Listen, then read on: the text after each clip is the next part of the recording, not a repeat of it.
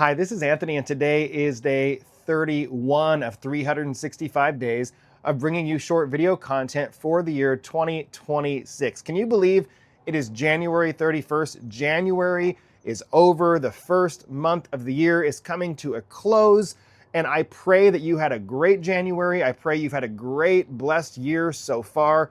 Look at that, by the way. That is the moon. Hello, moon. For the past couple of days, a week really, I've been talking to you about the concept of P7. These are 7 practices that we want to pursue when we worship, both corporately and individually before the Lord. Those 7 things are 7 words that start with the letter P. They are purge, praise, presence, preach, prayer, power, and peace. Today I want to talk to you about peace. 2 days ago when we looked at prayer, I quoted Philippians 4 verse 6, and I want to read Philippians 4 verse 6 and 7 to you tonight.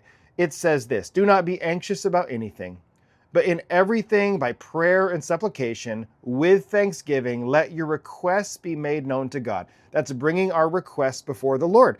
And then there is a promise in verse 7. Paul says, "And the peace of God, which passes all understanding, will guard your hearts and your minds in Christ Jesus." And so we're talking about peace. What is peace?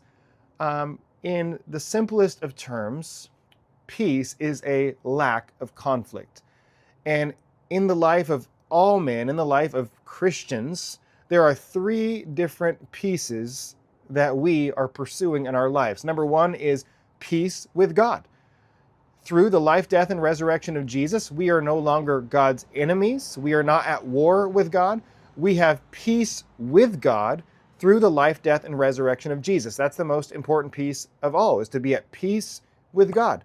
The second piece that we want to pursue, if at all possible, is to be at peace with our fellow man, especially our brothers and sisters in Christ, to have a lack of conflict in relationship. So peace with God, peace with others. And the third piece that we pursue, and it's the piece we talk about most of all, is inner peace, to have a lack of conflict in your mind.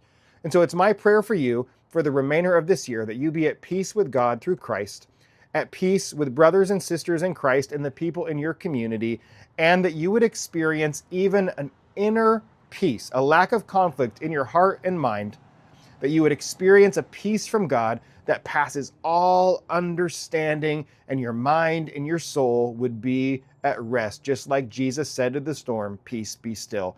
God bless. I hope you've enjoyed P7.